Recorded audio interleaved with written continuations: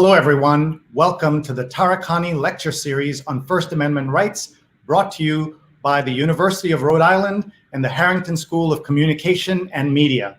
Today's episode, Truthful, Not Neutral in a Time of Dissent, a conversation with Christiane Amanpour, CNN's chief international anchor and host of CNN International and PBS's nightly global affairs program, Amanpour & Co. My name is Sreenivasan. I'm the Marshall Loeb Visiting Professor at Stony Brook School of Journalism, and it's my honor to moderate this show. Please hit share right now. We're live on Facebook and on YouTube. Please tag your friends. You know they want to catch this conversation. We're looking for your questions and your comments and your chance to talk directly to Christiane. Before we start, let's show you a video from the Harrington School. At URI's Harrington School of Communication and Media, every day is an exploration. With global learning opportunities and high-profile internships, Harrington prepares us to be critical media consumers and creative media producers in the rapidly changing 21st century marketplace. in strategic communications, in multimedia journalism, In sports media, in writing and rhetoric, in information analytics, in digital media, film, and TV. our tight-knit learning community is tailored to build a solid foundation for powerful creative communication, and a lifetime of achievement and opportunity. Wherever our passions lead. Discovery, opportunity, impact. The Harrington School of Communication and Media at the University of Rhode Island. Visit today.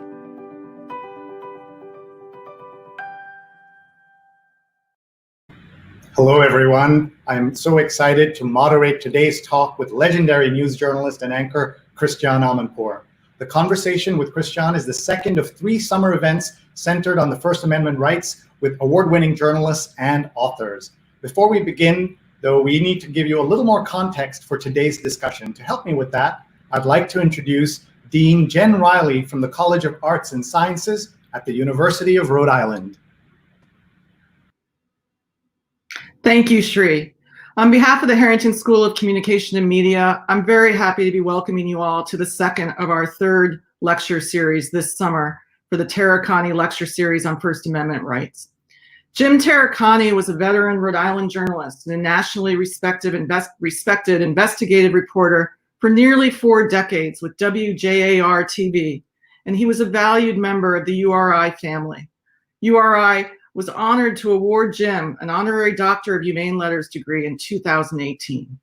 When he passed in 2019, his wife, Laurie White-Taricani, and family and friends came together to create the Taricani Lecture Series so that Jim's legacy lives on, not just through his journalism, but also through keeping focus on the necessity of the First Amendment for journalists, for the health of our democracy, and helping to educate our journalists in training at the Harrington School. It's been a pleasure for us at the Harrington School to work with Laurie to bring this summer series to life. Please welcome our friend and Rhodey alum, Laurie White-Taricani. Thank you very much, Dean Riley. Really appreciate that. And it's so wonderful to be with everybody today. And Christiane, so pleased that you were able to join us and participate in our lecture series. So let me tell a little bit about Jim and Christiane and their relationship and how this whole thing came to be in terms of the work that Jim and Christiane have done over the years. Jim and Christiane first met in the 1980s at WJAR TV in Providence, where Christiane interned with Jim when she was a journalism student at the University of Rhode Island. Together, they pursued many investigative news stories and used journalism's time-tested tools of tracking down leads, verifying information, and getting to the truth. Those early days in the broadcast news business turned out to be formative for both of them. Christiane knew early in her life that she wanted to be an international correspondent. While interning at WJAR with Jim back in those days, a job opened up, one of her first potential job opportunities, and it opened up at what was then a new 24-hour cable news channel known as CNN. The behind the scenes job that she was offered wasn't exactly what she was looking for. It involved taking in overnight satellite news feeds and recording them on videotape. But Jim encouraged her to pursue that opportunity, despite the fact that it wasn't her initial dream job, that it wasn't an on-air reporting job. And he told her that it would be only a matter of time before a big story broke overseas and CNN would need her urgently and would need her multilingual abilities and her foreign affairs experience. So surely, as you might expect, a few weeks later, that's exactly what happened. The news department came calling, and her exceptional career as an international correspondent was launched at CNN. Christiane and Jim, of course, stayed in touch throughout the decades, sharing war stories, literally and figuratively, and learning from one another's experiences. And Jim was so grateful for Christiane's enduring friendship and was very proud to always be watching her first-class reporting. So I am so grateful for her friendship with me personally and with the URI community, and her willingness. Christiane, thank you so much for being willing to headline session 2 of the Taricani Lecture Series. And I have the pleasure of asking you the first question. So Christiane, thank you again. And here's my first question to you. You've talked a lot in terms of understanding and helping viewers and listeners understand the difference between journalism and commentary. And you've spoken about the need for true journalists to be able to represent that they are journalists and that they're not sitting on the sidelines opining on social media. So considering all the changes that have taken place over the last several years, could you help our listeners understand the difference between true journalism and commentary? Well, look, I think you get to the heart of it. And Laurie, thank you so much for having me. Obviously, Jim, your husband, my friend, was a key and integral part of my career. And it was on his advice that I went to CNN and took up that opportunity. But what I learned with Jim at WJR as a humble intern was invaluable and stayed with me for all the decades, because it was really, it was about what journalism is. And that is about going out, doing what it takes to follow the leads, to track the story, to bring back the truth, and to broadcast it. And I learned that there, and I carried it with me. And I think that I've always said, and I've always acted as a reporter, not even an anchor, a reporter, and not an opinion monger. And it means that I have always used as my first sort of, strand of operations, the idea that you have to go somewhere. You can't just sit in your pajamas at home or in some kind of armchair, being a sort of an armchair warrior or an armchair commentator. I know that that's very fashionable now. And in fact, it's how a lot of the media, on social media, of course, has organized itself to an extent. But we have to be the eyes and ears of our viewers, our listeners, our readers, no matter what platform we are on in journalism.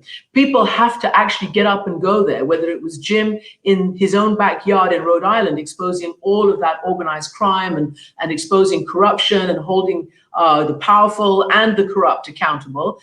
It was incredibly important, not only what he did on that local level, but also on a national level, and what we all do, or what I joined to do on an international level, that you have to go there and see the story, get the story, tell the story, bring it back.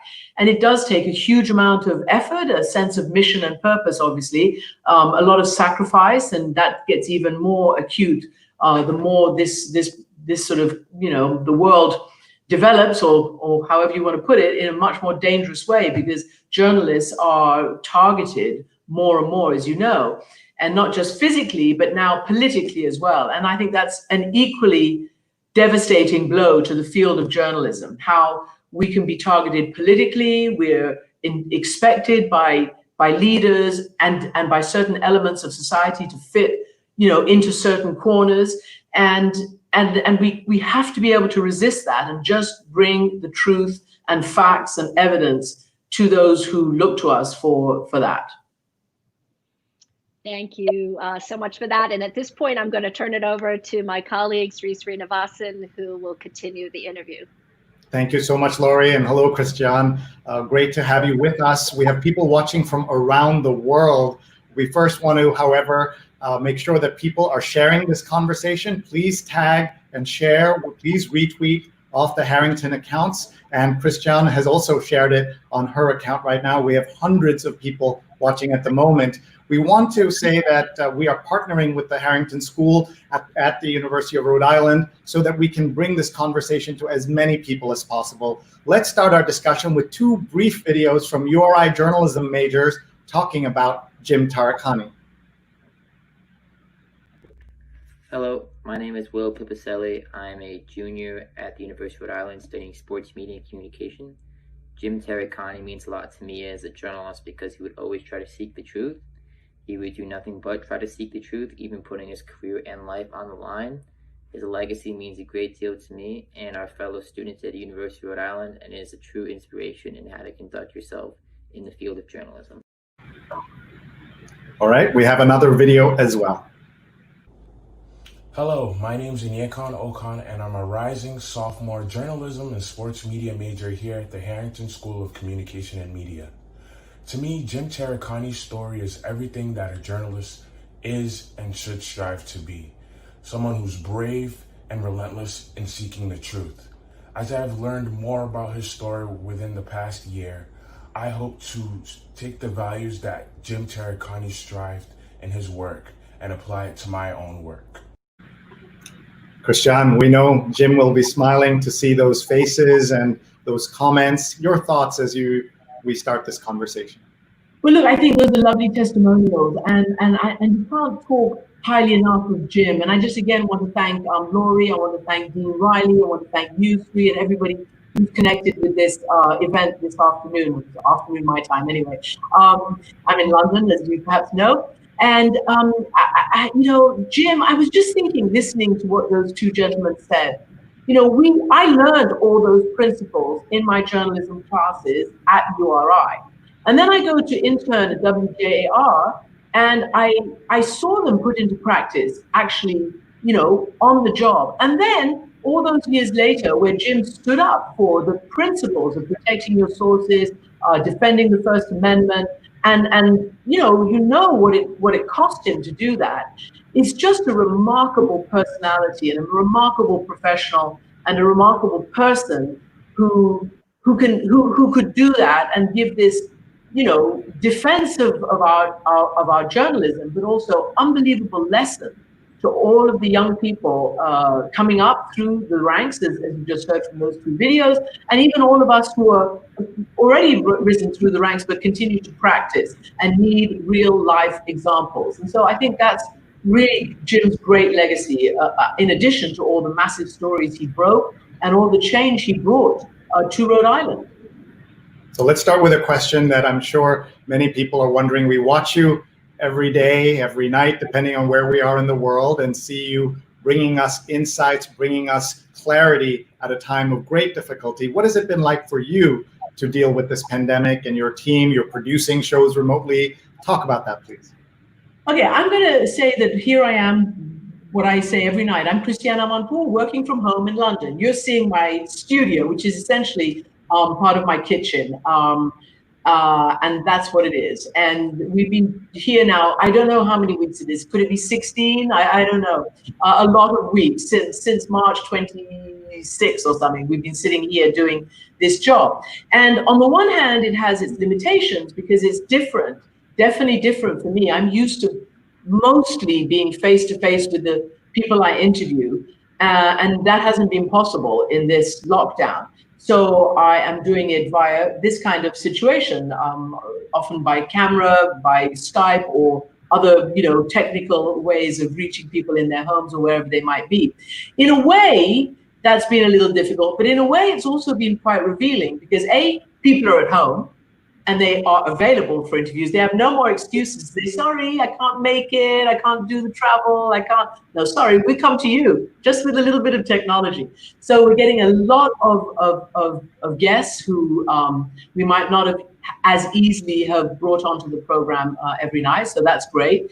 And, you know, it's been a gradual night by night evolution of this story, because we've stuck mostly with COVID and of course with Black Lives Matter and the uprising in the United States for justice and across the board, racial justice, economic justice, and the rest, which has also come over here to the UK and also to other parts of Europe in the wake of the killing of George Floyd. So in that regard, it's been difficult, challenging, but we're still at it and we're still doing it. So, you know, I think we've been very useful in this moment. And I think the most, or the very least we can expect to do and to be is useful to the public.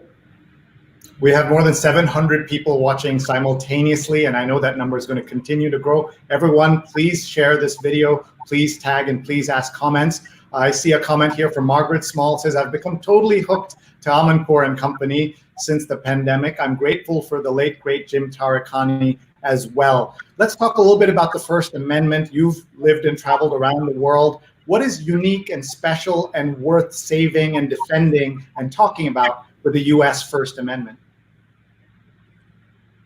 You know, it is the example to the world. There is no other country that has a constitution that guarantees the freedom of expression, the freedom of speech, the freedom of assembly, and that obviously informs our profession. I'm in England, you know, yes, we have a very developed democracy, but we do not have a constitutional protection in that regard.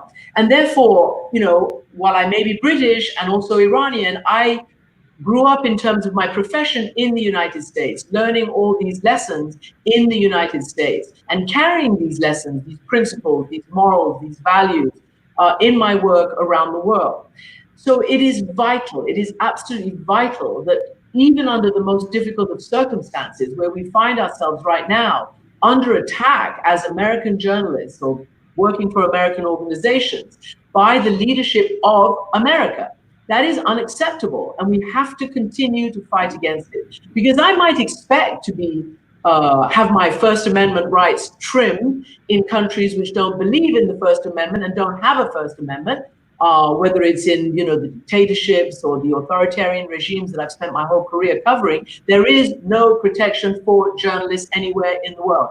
Period. End of story. Either we are shut down, either we are sent out of the country, or in the worst case scenario, we are wounded, jailed, or even killed. That is the life that we live trying to bring the truth in other parts of the world. So we do not accept it, and we do not expect it to be the case, to face that kind of pressure and that kind of unconstitutional attack on our profession from within the United States itself, from within the leadership of the United States. So, you know, we have a double fight on our hands: the fight to get the truth, and the fight to keep the dogs off, so to speak.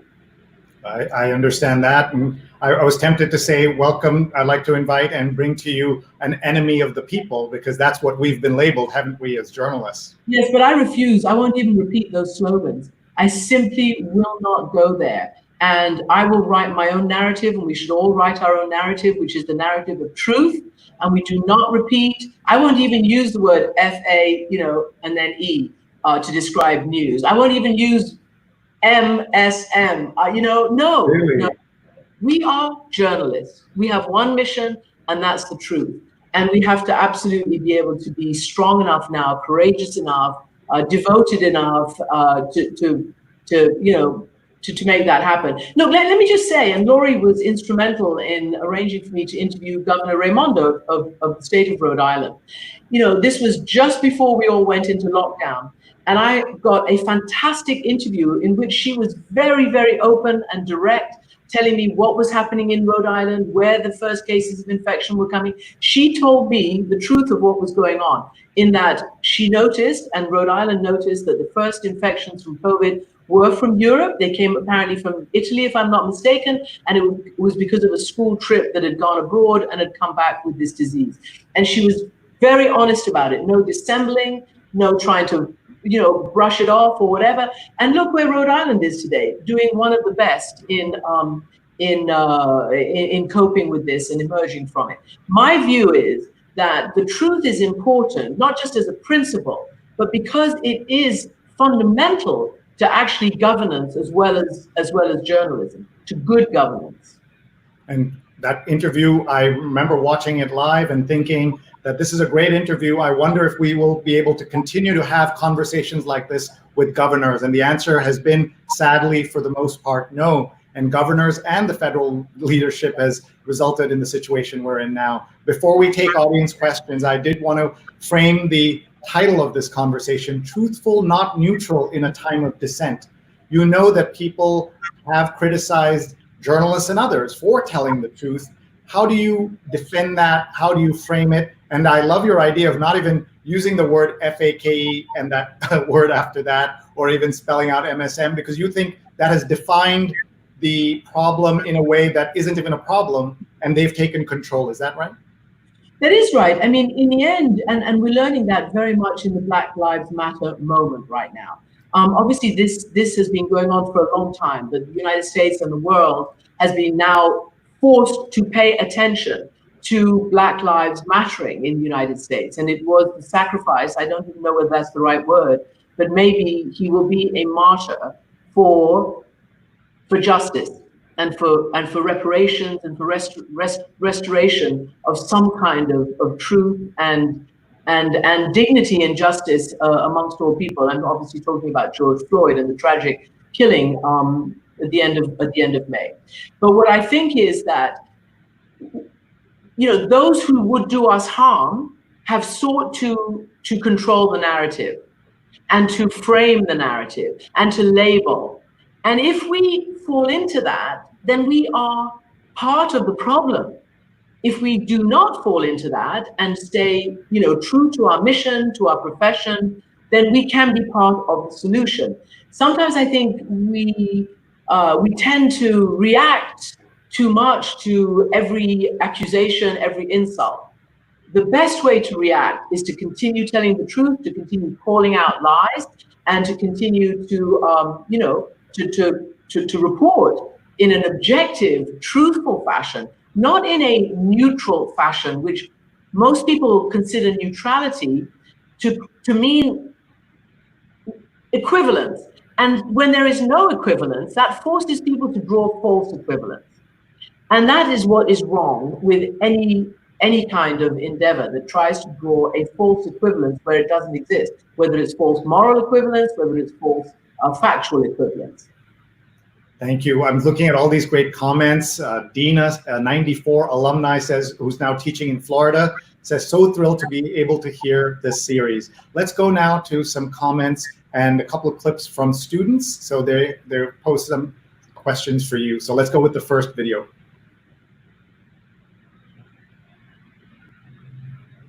And we'll just bring that up. I'm Melissa Marchese. I'm a junior triple majoring in film media, journalism, and communication studies at URI. I want to thank you for speaking with us on such an important topic. My question is this. It is a fact that media bias exists in our industry and seems to be a growing concern. What do you think about that? And what would be your advice to upcoming journalists and documentary filmmakers such as myself on this matter? Thank you. All right, let's listen to the second question, and then Christiane can answer both. Let's play that. Hi, my name is Mary Lind, and I'm a rising junior studying journalism and political science on the international relations track. First, I want to thank you so much for taking the time to speak with us today. And second, as someone who wants to have a similar career to you and also cover international affairs, I was wondering what advice you wish you had heard when you were first starting out. Again, thank you so much, and I hope that you're doing well. Let's take them in order. Bias is obviously a very huge topic, and again, it's being used as a weapon to attack the truth. There is, of course, as you all know, a bias in the world. Everybody comes to the world with their own lived experiences and their own biases or their own education or whatever it might be. There is also unconscious bias that we're learning about more and more now, whether it's about race, in the current moment, or whether it was about gender, or whatever it might be. So I think we have to accept that bias exists. Our job is not to say that we don't have biases. Our job is to report truth and objectively, despite whatever biases we may have. And of course, as I said, we do. We all live in certain families, in certain states of socioeconomic reality, of whatever it might be, of religious beliefs, of political beliefs. But the thing about journalism is that you have to get over it. And you have to be aware. Otherwise, what's the point of being a journalist? We learn that as the sort of mother's milk in Journalism 101 in anywhere that they teach journalism.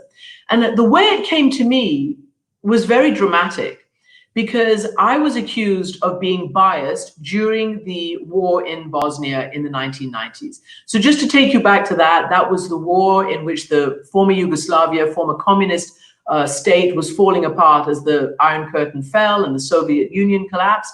Yugoslavia was one of the last, and it had several states, and one of the major big states, Serbia, wanted to project its power.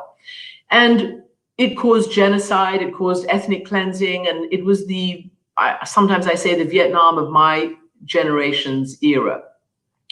And I was there reporting on the civilians who were being targeted only for their ethnicity and what religion they were and the like. So we know that that's unacceptable, right? After World War I, we said never again.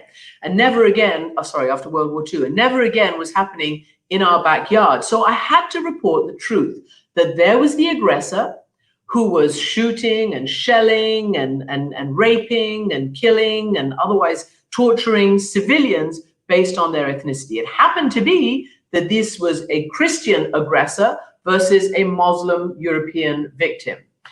That's the story. That was the story of Bosnia. And I reported it, and so did all my colleagues, because that was the truth that we were witnessing. But of course, nobody liked that. They didn't want to be told that truth, because the truth of when you report on genocide and a violation of the fundamental, most important laws under the international system is that the world has to do something to stop it. That's enshrined in the Geneva Conventions. And the world didn't want to do anything to stop it. So the world, American leaders, British leaders, French leaders, everybody else was saying, no, all sides are equally guilty. This is just centuries of ethnic hatred. So me, young reporter, first real story after the first Gulf War, I was faced with what's going on here? And then I had to make a decision. And my decision was to tell the truth, no matter how unpopular it made me, no matter what attacks came my way, no matter what criticisms came my way. And that's when I solidified for myself, and I hope for a lot of people, what objectivity means. Objectivity does not mean neutrality, as we've already discussed. It does not mean drawing a false equivalence between victim and aggressor. Or let's take climate change, between deniers and science. Let's take anything. Objectivity means the truth, not a false equivalence, not a he said, she said. And I thought that if you cannot be objective and truthful, then you are an accomplice.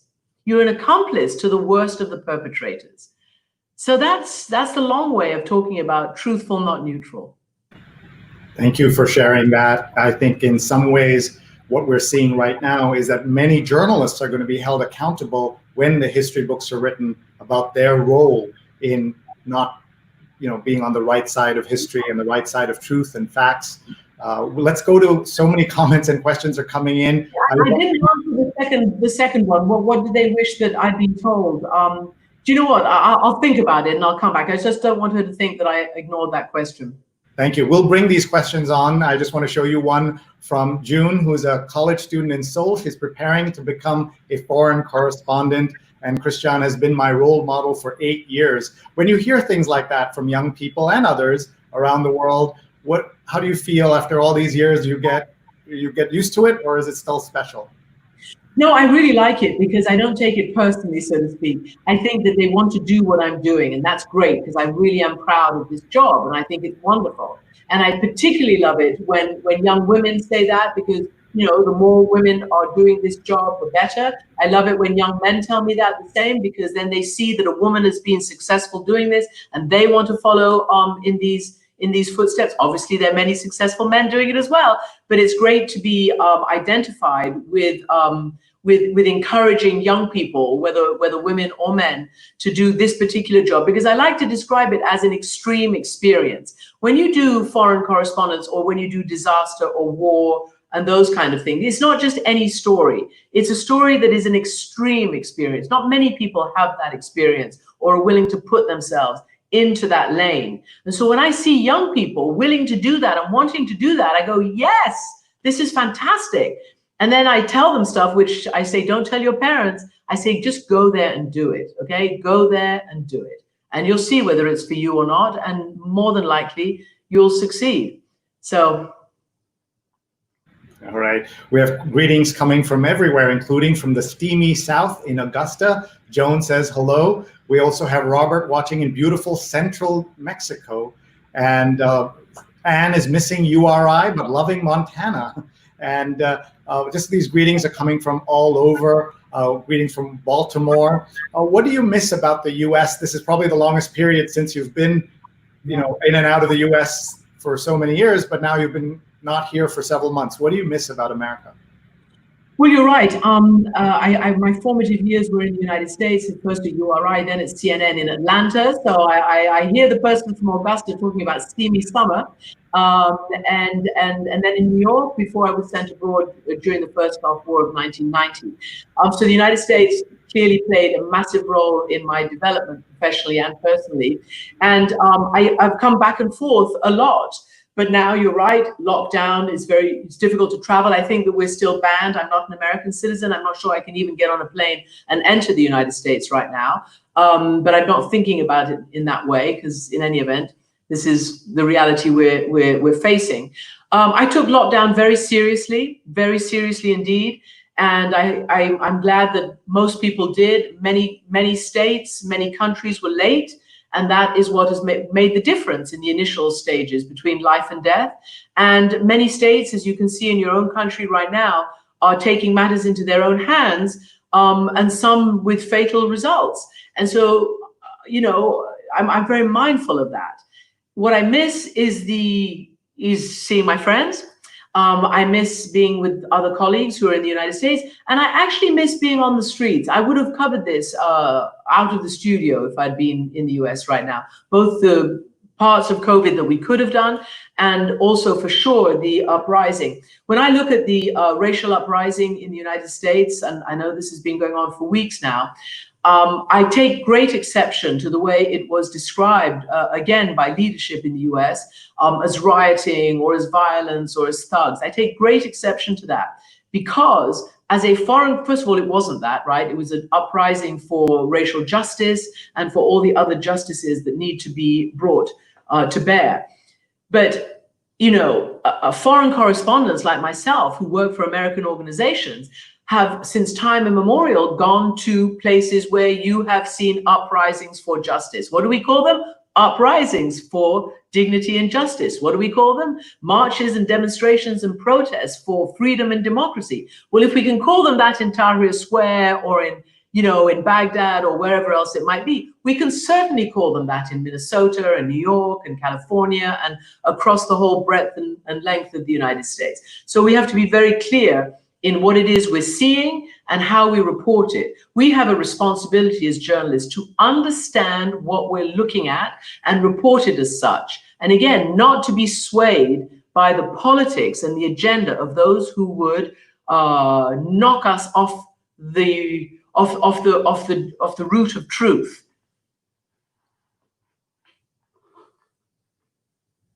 Not hearing you. I just lost your audio. URI 84, she says there. Thank you, Christiane. You are my hero. Stay safe. URI 84, broadcast and print journalism. And we have many other folks who are sending us their greetings. So especially to the alumni, we are so happy to hear from you. Please keep sharing and tagging your comments and posting your questions. We have about 20 minutes left with Christiane now. And we have a question for you about the Black Lives Matter movement, as you've described it. Apply the lens that we've been talking about, that we want to be truthful as we cover it. What are some tips that you would have? You gave us the way you would do it, but what are some other things you wish more journalists would do? Well, I think the journalists have been doing a very good job, to be honest with you. They've been resisting the effort to silo them or to, again, push them into political corners.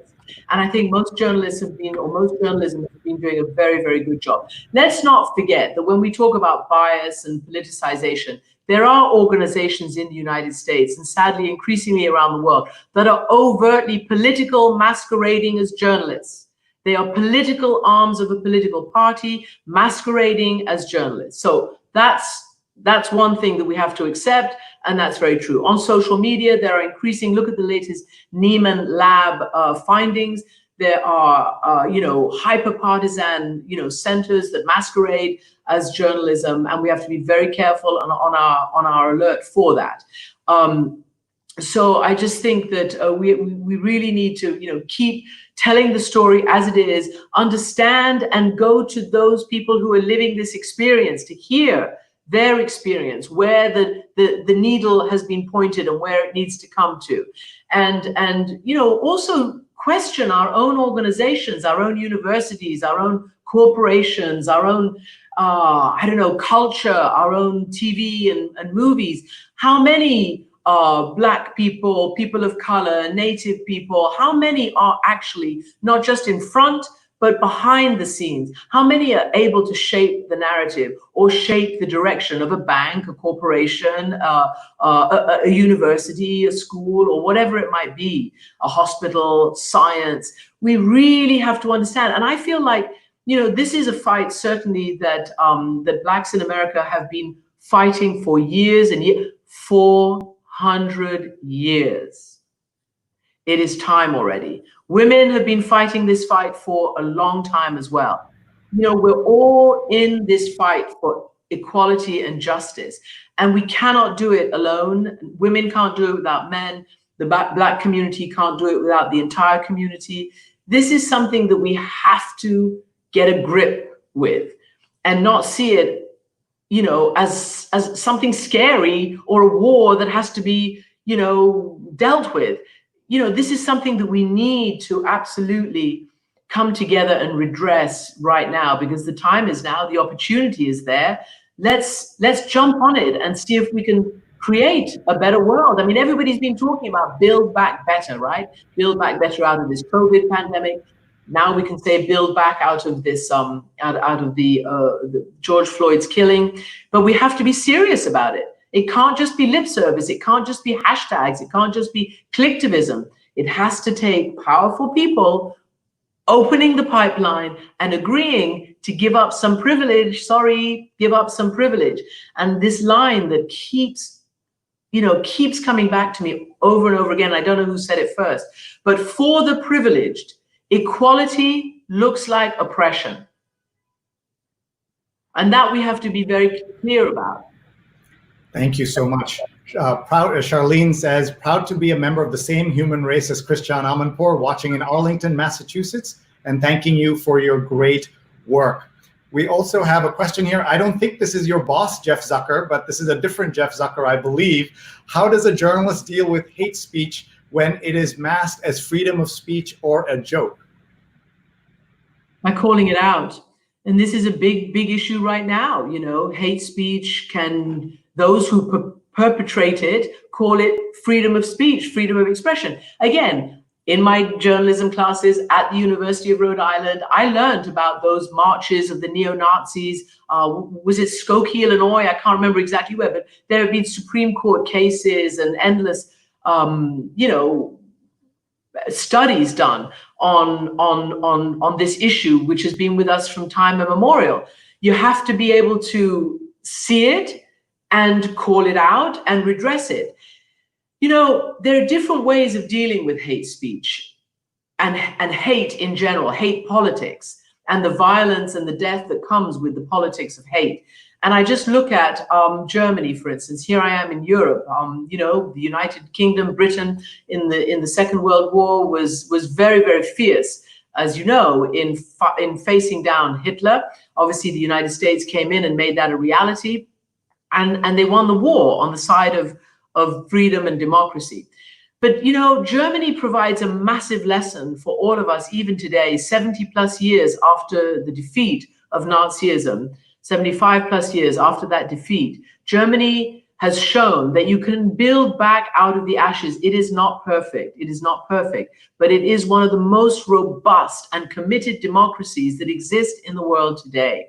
And it's done it by outlawing hate speech, by outlawing the politics of hate, and by reforming its military, its police, its security, all that was connected to the Nazi era. And again, it is not a project that's over. It's a project that continues, but proudly and openly and overtly, they have done it and they continue to do it. And the current leader, Angela Merkel, is one of the leaders in the world who I admire the most, along with the Prime Minister of New Zealand, Jacinda Ardern, who's faced down the politics of hate during the massacre in Christchurch last year, a white supremacist mowing down peaceful Muslims that worship in their mosque. These are important lessons. It's possible to do. You can look at Camden, New Jersey, and look at how that city reformed and defunded their police department and did it in a very important way. Again, it's never finished, it's never perfect, but these lessons exist. And we have to be able to tell those stories as well. We cannot be the purveyors of cynicism, of the kind of stories that make people throw up their hands and say, oh, it's all so awful, we can't do anything. We might as well just go and, you know, hide under our comforters and just do our own thing. This moment in our history demands all of us, the entire society in all walks of life, to come together to really build back. Because you know what? That plus the climate crisis, it's not our planet that's in danger. It's our civilization, our species, our human civilization. The planet will survive without us. But if we want to continue to live on this planet, we need to get with the picture on justice, gender, race, climate, wealth, all of those things. And if we don't do it now, I'm not sure when we will be able to do it. Thank you. I don't think I've heard it put so starkly, but thank you for doing that and making it clear. Here's a comment from Courtney, who is the president and CEO of United Way of Rhode Island. She says, thank you, Christiane, for sharing your time with us and for your tireless advocacy for justice. Proud to be a URI alumna with you. We have many other comments. Let's just see a wonderful program, says Laura, on an important topic. Greetings and hello from Stonington, Connecticut. Excellent, Christiane. That was beautiful, says Anita. We just love seeing these comments from all over. Let's go to some questions now. We have a question from a class of 06 alumna. Lay says, who's based in Central Mass, says, how do you suggest lay people decipher what is real and not when they're looking at the news?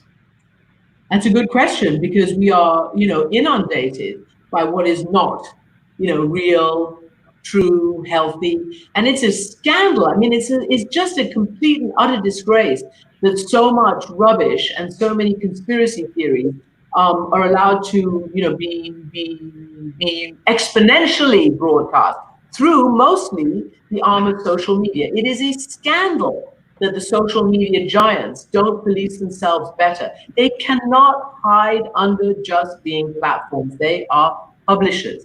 If we have to abide by the laws of the press and publishing, then they should too. And it is, again, a life and death, truth and lies matter. It just is. And the difference between truth and lies, Sree, is the difference between freedom and dictatorship. It just is. If we cannot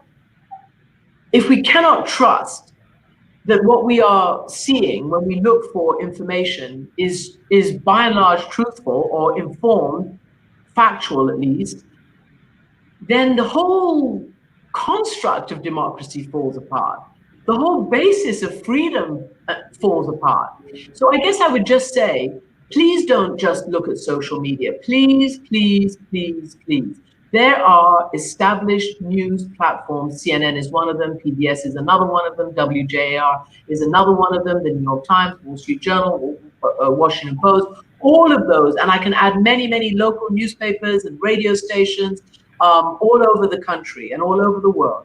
Please go to those established brands and get your information. If you need to go on social media and be entertained and whatever, that's fine. But don't take that as the Bible. Please don't.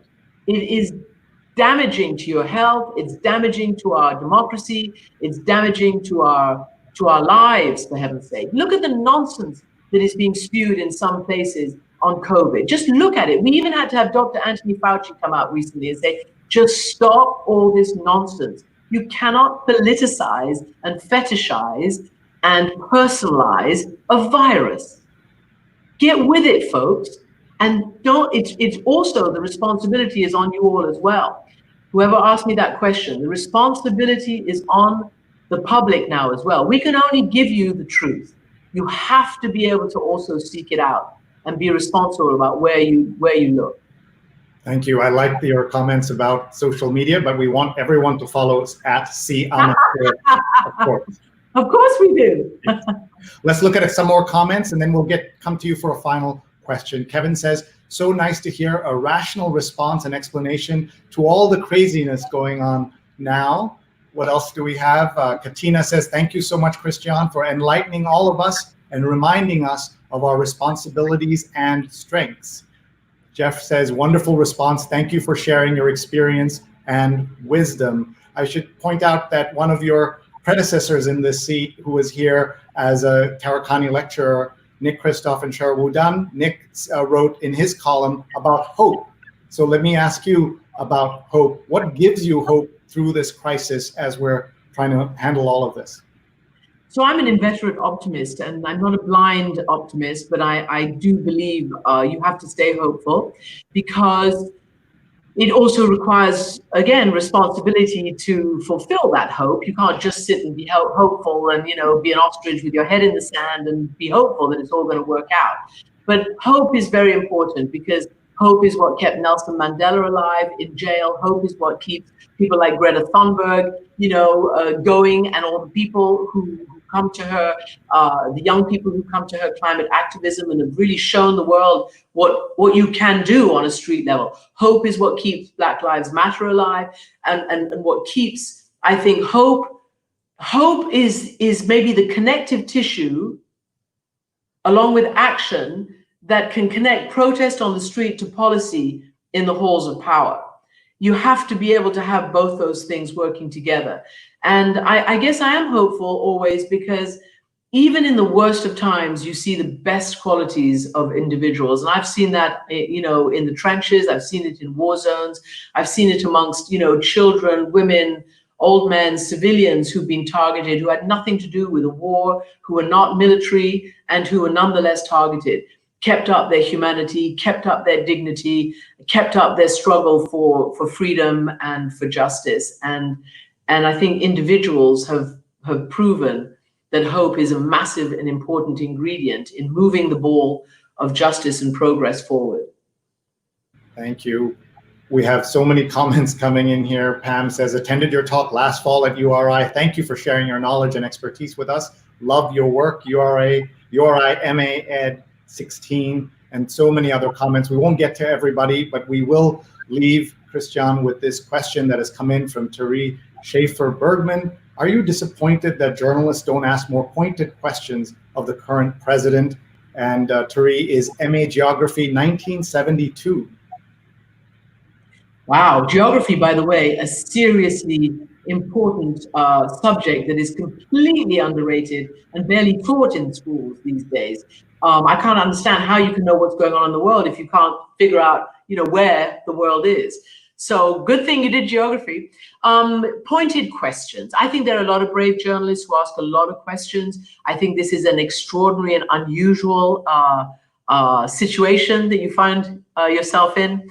The elected leader of the most powerful country in the world has a complicated relationship with the truth, with conspiracy, with authority and authoritarians, with democracy, and with basic freedom.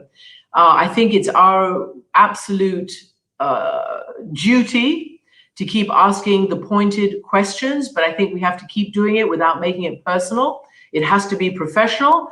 Was it, I don't know, The Godfather? This isn't personal, it's business. I'm probably mangling that, but you know what I mean. We cannot always bring ourselves into the equation. It's not about us. It's not about a soundbite. It's not about a gotcha moment. You just got to keep asking the pointed questions. And sometimes it's really difficult. It's really difficult, but you just got to keep doing it. And there are a lot of people who are doing it. So it's a very important question that you just asked. Thank you so much, Christiane. With that, let's have to wrap this up here. We know you're very busy. We're very grateful to you for your hour with us. And we want everyone to watch you on television and follow you on social. Let me now send this off to Dean Jen Riley. Thank you, Sree. Thank you. Thank you, Sree. I appreciate it. And Christiane, my sincere thanks for you coming back and giving more of your time to URI, to our community and beyond. Your line that journalists need to write the narrative of truth really resonated for me. It's clear that that is what drives your work. It drove Jim Taricani's work.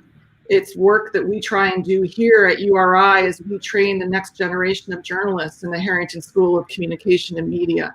We're fortunate to have you as a valued alum who comes and gives back to our community in the way that you do. Thank you. I also want to thank our audience out there for all of your comments. There were a lot of comments coming across all of our channels. It's great to see the Rhody community so active. We're thrilled that we were able to partner with Laurie White-Taricani this summer to bring you this series, this important conversation about the First Amendment and the need for active, truthful journalism today. We will be back in August with our third lecture.